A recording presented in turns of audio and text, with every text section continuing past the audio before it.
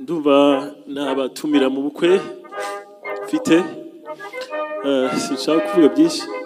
Pastor Miyaba Kristo bose mu bukwe buzaba le 23 imbere yawe.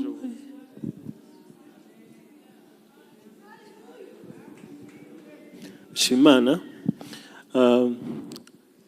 ngira ikibazo cy'ama emotion cyane, ariko nkunda Imana kandi nzi ko umunsi umwe nzayikorera byemye.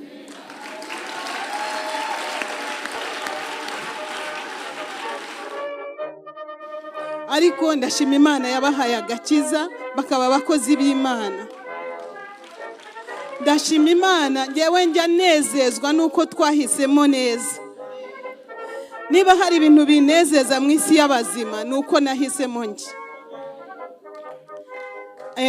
Hari indirimbo twajyaga turirimba kera, sinzi niba ubu bakiririmba. Amahoro meza atangwa na Yesu, amahoro amafaranga ntiyaguha amahoro atangwa na Yesu.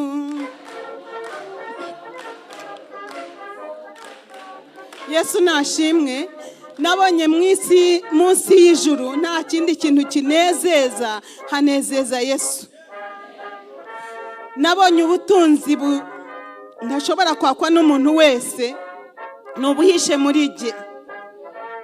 Ubwo rero buranezeza. Ndashima Imana ko nshobojwe kubabona, ndashima Imana ko nshobojwe kugera aha, ndashima Imana yaduhaye umuvandimwe twaramukundaga kubera mama wabo yabaga i Kampala. Mama wabo iyo yavaga i Burundi yashikiraga kwa mama akabona kujya kureba bene wabo mu byaro. Yagaruka nanone agaca kwa mama akabona kurira indege akajya i Burundi. N'abavandimwe bose bazaga i Burundi n'abavagayo niho bacaga kwa mama. Rero ndashima Imana ko yaduhaye agakiza tukaba duhuye dukijijwe. Yesu nashimwe cyane. Uyu mwana wanjye yigeze kumwumva kuko amazina narayumvaga ari ku ishusho ntayizi. Yigeze kumwumva muri Zayoni arambwira ati mama ati nabonye Pastor Dimo. Ndambwira uriya rero nubwo tutaziranye n'uwacu. Yesu nashimwe cyane. Arambwira ati ndamukunda, ndibuka yasinze ukuntu yabonye nomero ye ahita amuhamagara bahita bavugana. Ndashima Imana yaduhaye umukozi w'Imana mu muryango w'umugisha. N'umugisha ku muryango we, n'umugisha ku gihugu, n'umugisha mwisi. Icyubahiro kibi cy'Imana cyatumye avuka kugira ngo abe umumara. Reka duhe Pendo umunota umwe ashima Imana. Wavuze ngo uzazuhigure. Twize ijambo rivuga ngo hari imbaraga mu guhigura icyo wahize. Hana amaze guhiga akaba tukamba umwana nzamuguha. Aramuzana, Imana itiramufungurira imuha n'abandi. Ndavuze ngo umuhigo wose wahiguye Imana igufungurire n'ibindi. Imana igukingurira imiryango ifunze. Imana ishimwe cyane. Karibu Pendo.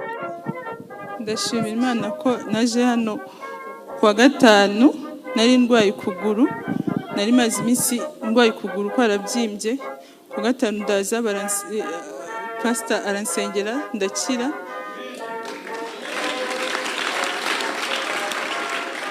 Narabyutse mu gitondo nsanga hakize. Ndashima Imana. Ikindi shima Imana, ndashima Imana ko ejo twasenganye nkorerwa deliverance. Imana imbohora ibintu nari maze igihe mboshwemo.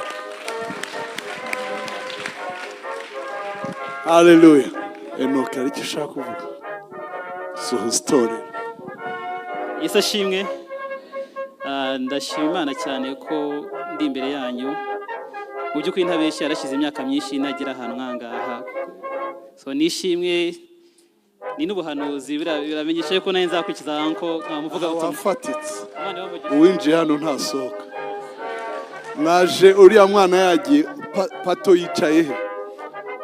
Pato zari abarakumenya mubaza gusa gahunda. Hanga ati nibyiza ugende uvugane na pastor. Ahita acika intege kuvuga imyaka 30 yaranze kubatizwa. Nawe itarabatizwa uwo munsi twabatizaga ba Pato. Pato rero azana Madrid n'amahereni. Ariko afite ubwoba. Abanambaza uramuta ni cyane. Nibizakurikira muzabireba. None mwabibonye. Imana ishimwe no kubw'icyayi cya Damasi na mami cyatumye ikiyeri kimubera X. Hallelujah! Oh hallelujah!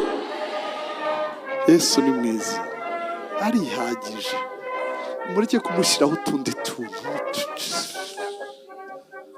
What is this? Mbwira mvanti byoroshye, byoroshye n'ukuri. Nawe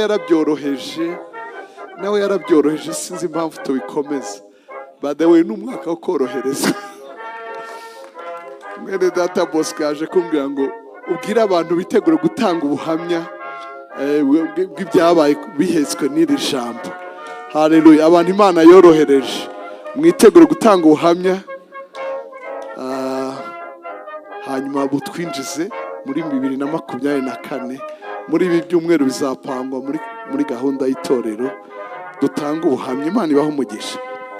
Reka mwanya bebe nawe naga itajya hagati ya harimo Elia na Dani uri Arizona twarabonanye. Imana ibaho umugisha. Karibu. Ese shimwe, nitwa Ben Mugisha, nkaba ndi mu neve wa pastor. Nejejwe no guhagarara imbere yanyu ndetse nanabishimira Imana kuko ni ahantu hakomeye cyane. Shimishijwe no kuba ndi kumwe n'umubyeyi wanyu ndetse n'abaganga Edmond ya Vivante. Ndumva ndi overwhelmed, muranyihanganira, ariko nateraga chorus k'indirimbo nanditse yitwa Ndaje, indirimbo mama akunda cyane, ivuga dore ndaje wese,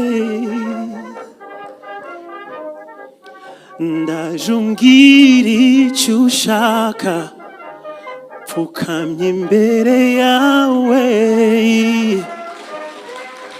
nkoraho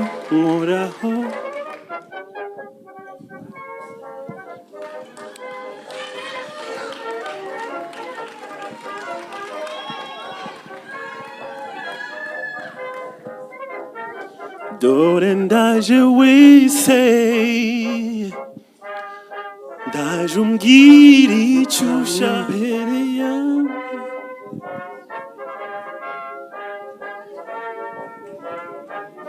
Imana ngira ikibazo cy'ama emotion cyane, ariko nkunda Imana kandi nzi ko umunsi umwe nzayikorera. Byari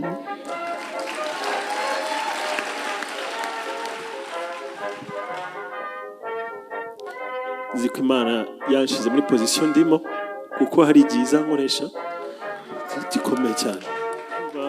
Nabatumira mu bukwe mfite, sinshaka kuvuga byinshi.